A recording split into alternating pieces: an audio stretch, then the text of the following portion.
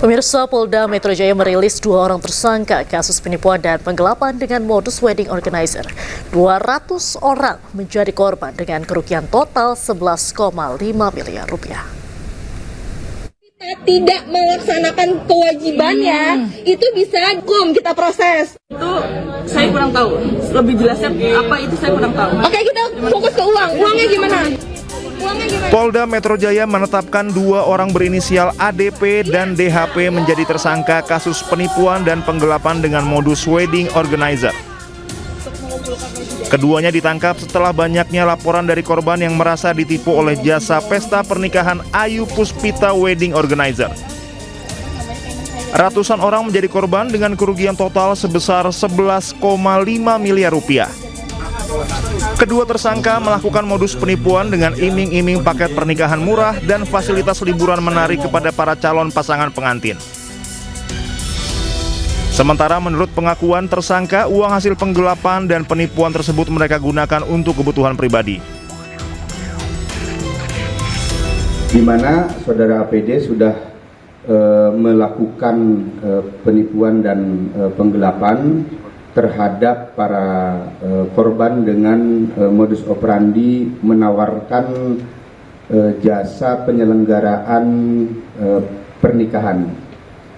Dari kegiatan tersebut yang bersangkutan saudara APD memperoleh keuntungan dan menggunakan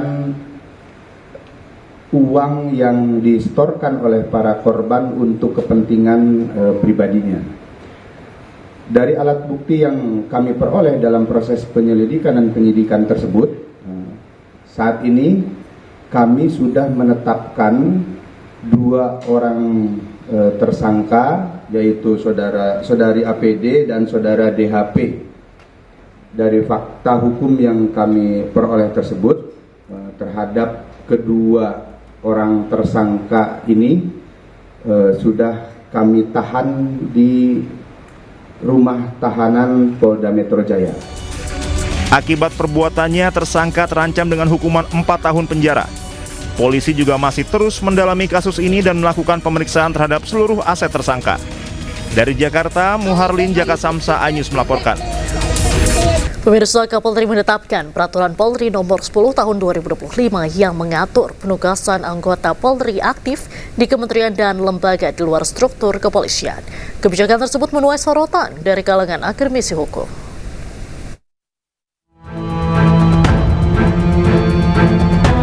Dikutip dari iNews.id, Kapolri Jenderal Listio Sigit Prabowo resmi menetapkan Peraturan Polri Nomor 10 Tahun 2025 tentang penugasan anggota Polri aktif di luar struktur organisasi Polri. Peraturan ini membuka peluang bagi anggota Polri aktif untuk menempati posisi di 17 kementerian dan lembaga negara di luar struktur Polri, sekaligus mengatur bahwa anggota Polri yang ditugaskan ke posisi sipil harus melepaskan jabatan di internal kepolisian sebelum menduduki jabatan baru. Menanggapi Perpol ini, Guru Besar Fakultas Hukum Indonesia, Mahfud MD berpendapat, peraturan tersebut bertentangan dengan 2 undang-undang lain. Perkap nomor 10 tahun 2025 itu bertentangan dengan 2 undang-undang.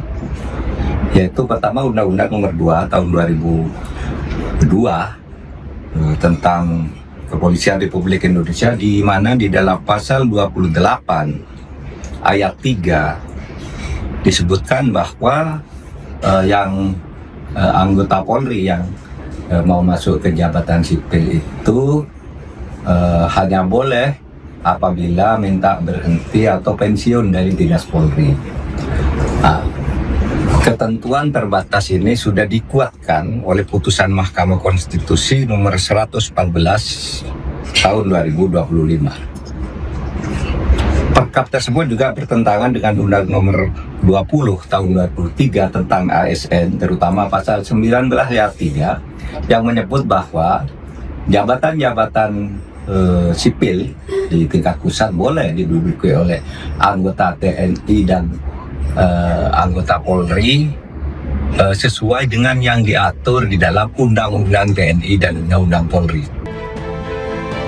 Sebelumnya pada 14 November 2025, Mahkamah Konstitusi melalui putusan nomor 114/PUU 22/2025 menegaskan anggota Polri yang menduduki jabatan di luar kepolisian atau sipil harus mengundurkan diri atau pensiun dari kedinasan kepolisian. Tim Liputan iNews melaporkan.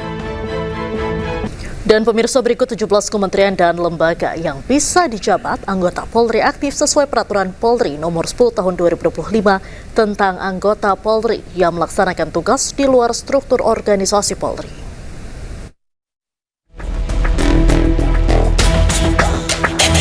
Satu, Kementerian Koordinator Politik dan Keamanan. 2, Kementerian Energi dan Sumber Daya Mineral. 3, Kementerian Hukum. 4, Kementerian Imigrasi dan Pemasyarakatan. 5, Kementerian Kehutanan. Lalu 6, Kementerian Kelautan dan Perikanan. 7, Kementerian Perhubungan. 8, Kementerian Perlindungan Pekerja Migran Indonesia. 9, Kementerian Agraria dan Tata Ruang Badan Pertahanan Nasional. 10, Lembaga Ketahanan Nasional. Selanjutnya 11, Otoritas Jasa Keuangan. 12, Pusat Pelaporan dan Analisis Transaksi Keuangan. 13, Badan Narkotika Nasional.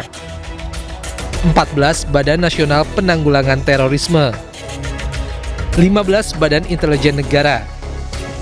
Kemudian 16, Badan Cyber Sandi Negara. 17, Komisi Pemberantasan Korupsi. DPP Partai Golkar menegaskan peran strategisnya dalam agenda pembangunan nasional melalui penyelenggaraan seminar dengan tema reforma agraria dan keadilan distribusi tanah untuk mewujudkan Astacita. Sesuai Astacita Presiden Prabowo Subianto, reforma agraria diharapkan dapat memberikan keadilan bagi masyarakat.